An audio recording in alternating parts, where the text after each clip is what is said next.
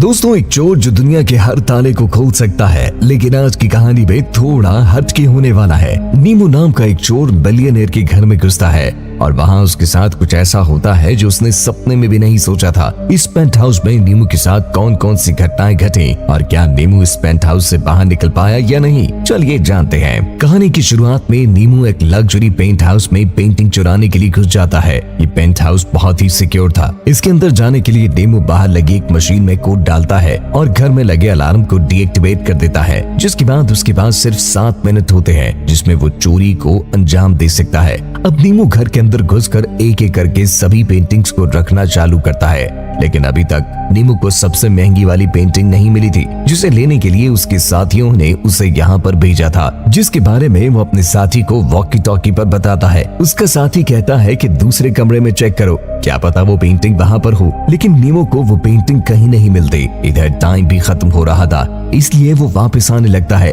अब नीमू बाहर निकलने के लिए जैसे ही मशीन में कोड डालता है, इस बार मशीन से एक अलार्म बजने लगता है और पूरे घर का सिस्टम खराब हो जाता है, साथ ही पूरा घर लॉक हो जाता है। यह अलार्म इतना तेज था कि नीमू इस आवाज से परेशान हो रहा था। अलार्म से इरिटेट होकर वो गुस्से में घर के सामान को इधर उधर घसीटने लगता है। इस अलार्म को बंद करने के चक्कर में नीमू मशीन को तोड़ डालता है। अब नीमू कांच की खिड़कियों को तोड़ने की कोशिश करता है, पर इसका कोई फायदा नहीं होता। वो घर से बाहर निकलने की बहुत कोशिश करता है, लेकिन नहीं निकल पाता। इस सब से निराश होकर वो एक जगह पर बैठ जाता है। थोड़ी देर के बाद नीमू घर में डोर की तरफ जाता है और देखता है कि डोर कमजोर लकड़ी का बना हुआ है, इसलिए नीमू पॉकेट से चाकू निकालकर डोर को तोड़ने लगता है। तभी नीमू को प्यास लगने लगती है, इसलिए वो पानी पीने के लिए किचन में जाता है। यहाँ पर नीमू देखता है कि घर में पानी भी खत्म होने वाला है और थोड़ी देर के बाद जब वो फ्रिज ओपन करता है तो फ्रिज में खाने पीने के लिए थोड़ा सा ही सामान था। इसके बाद वो दोबारा से अपने काम पर लग जाता है। यहाँ नीमू देखता है कि दरवाजा बाहर से लकड़ी का है,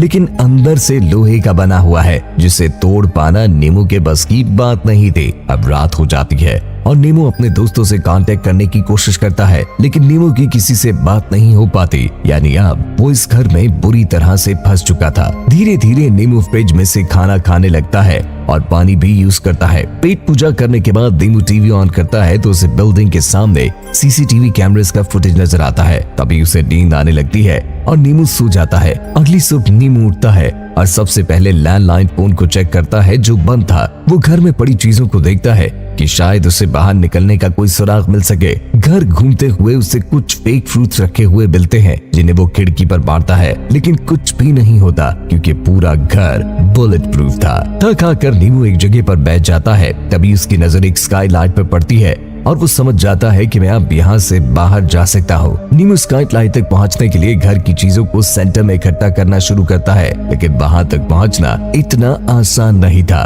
क्योंकि छत बहुत ही ऊंची थी। तभी नीमू को प्यास लगती है, पर अब घर में पानी खत्म हो चुका था। प्यास इतनी शिद्दत से थी कि वो टॉयलेट का पानी पीने का भी सोचता है। बहुत ढूंढने के बाद नीमू को फिश टैंक की लाइन मिलती है, पर फिश टैंक का पानी पीने लायक नहीं था। इसके बाद वो बचा कुचा खाना खाता है और अपने काम में दोबारा लग जाता है। इसके बाद नीमू रिलैक्स होने के लिए टीवी के सामने बैठ जाता है, जहां उसे जैस्मिन नाम की एक लड़की नजर आती है। जैस्मिन बिल्डिंग के क्लीनिंग डिपार्टमेंट में काम करती थी। अगली सुबह नीमू देखता है कि घर के कंट्रोल सिस्टम में खराबी की वजह से पूरे घर का टेम्परेचर हॉट हो गया है। टेम्परेचर के बढ़ने की वजह से उसे बहुत गर्मी महसूस हो रही थी और अब इस घर में ज्यादा देर रहना इम्पॉसिबल था। यहाँ उसके दिमाग में फ्रिज आता है तो वो जाकर एक बर्फ को चाटने लगता है। अब यहाँ पर नीमू को एहसास हो रहा था कि इस घर से निकल पाना कितना मुश्किल है। इसके बाद नीमू किचन में घुस जाता है, जहाँ उसे कुत्तों का खाना रखा मिलता है। इधर फिश टैंक से भी डेली सुबह कुछ देर के लिए पानी आता था। पानी पीने के बाद नीमू काफी खुश हो जाता है।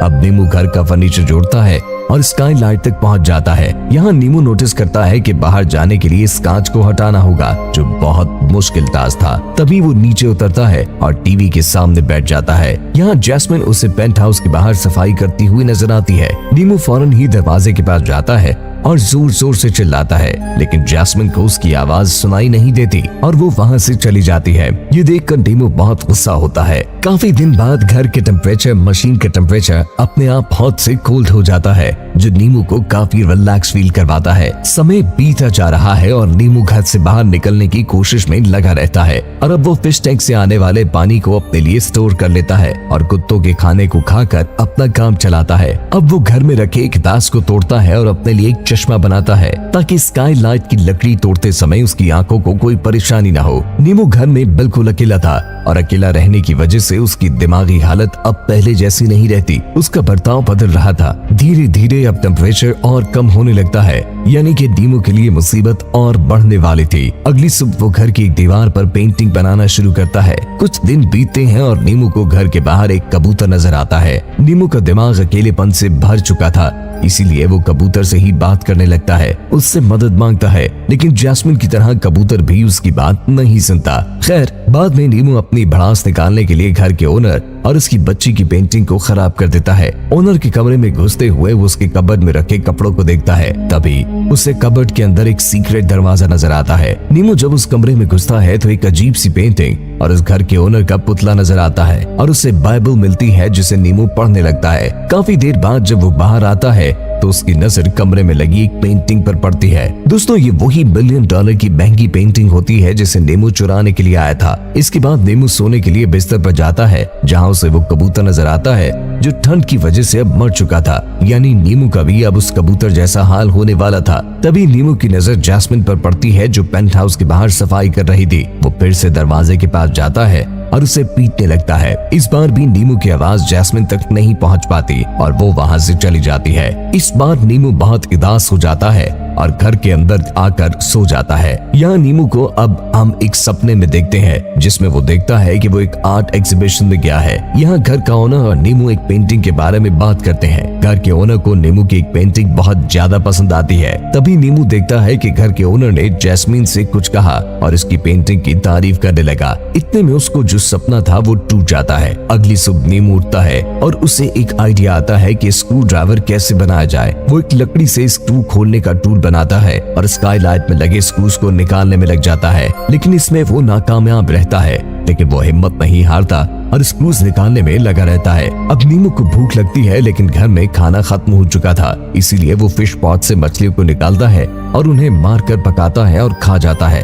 यहाँ हम एक चीज नोटिस करते हैं कि नीमू अब पहले जैसा नहीं रहा। वो पूरा दिन बस खुद से बात करता रहता है, यहाँ तक कि वो हकता भी खुले में ही है। इसी के साथ नीमू अपनी अधूरी पेंटिंग को भी पूरा करता रहता है। अब नीमू का डेली रूटीन काफी कॉमन हो गया था। वो रोज उठकर दीवार पर पेंटिंग करता और स्काई लाइट के स्क्रूज खोलने में लगा रहता। नीमू रोजाना कुत्ते का खाना खा रहा है, जिसकी वजह से उसकी हरकतें भी अब थोड़ी थोड़ी कुत्तों जैसी हो जाती हैं। एक दिन नीमू स्काई लाइट में लगे स्क्रू निकाल रहा होता है, पर ये काम करते हुए उसका ध्यान भटकता है और एकदम से वो नीचे गिर जाता है, जिस वजह से उसके पैर में चोट लग जाती है, जिससे नीमू की मुसीबत और बढ़ जाती है। अब इसी तरह से कुछ और दिन गुजर जाते हैं और न्यू ईयर भी आ जाता है। यहाँ उसके ख्यालों में जैस्मिन आती है और हम देखते हैं कि वो घर के अंदर आ चुकी है और नीमू के एकदम करीब है, लेकिन तभी ये सपना टूट जाता है। दोस्तों, असल में ये नीमू का एक ख्याल था। जैस्मिन तो कभी घर के अंदर आई ही नहीं थी, वो अभी घर में अकेला ही है।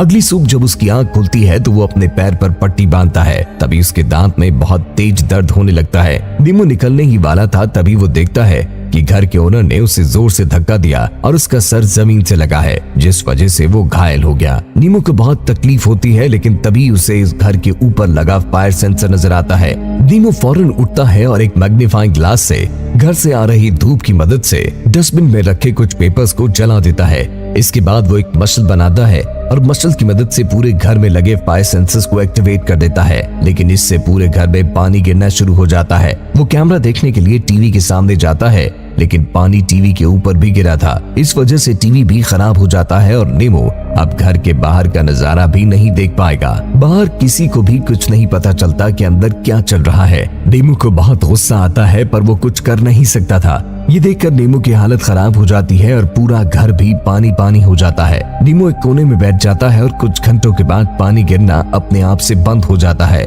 यहाँ से सीन शिफ्ट होता है और हम 1.5 महीने बाद का सीन देखते हैं, जहाँ नीमू अब बहुत कमजोर हो चुका है। बाहर बर्फ गिर रही है, मतलब ठंड का मौसम आ चुका है। अब हम देखते हैं कि नीमू ने स्काई लाइट के 12 स्क्रू निकाल रही है। अब वो बाहर जाने वाला है, लेकिन इससे पहले वो घर की दीवारों पर घर के ओनर के लिए एक छोटा सा मैसेज लिखता है। मैसेज में नीमू लिखता है कि ये तुम्हारे लिए एक घर होगा, लेकिन मेरे लिए ये सिर्फ एक पिंजरा है जहाँ मैं कैद रहा। घर को तबाह करने के लिए माफी चाहूंगा, लेकिन ये सब मैं जानबूझकर नहीं किया। लेकिन किसी भी चीज को दोबारा बनाने के लिए बहुत जरूरी है कि पहले उसे तबाह किया जाए। इसके बाद नीमू ये भी लिखता है कि उसने घर के ओनर के लिए कौन कौन सी पेंटिंग छोड़ी है और कौन कौन सी गायब होने वाली है। इसके बाद नीमू फर्नीचर से होते हुए स्काई लाइट के पास पहुंचता है। यहाँ पे हम देखते हैं कि नीमू स्काई लाइट को खींच कर निकाल कर फेंक देता है। इसके बाद हमें नीमू नजर नहीं आता, क्योंकि अब वो स्काई लाइट की मदद से घर से बाहर निकल चुका था। अब ये पता नहीं चलता कि नीमू यहाँ से बाहर निकलने में कामयाब हुआ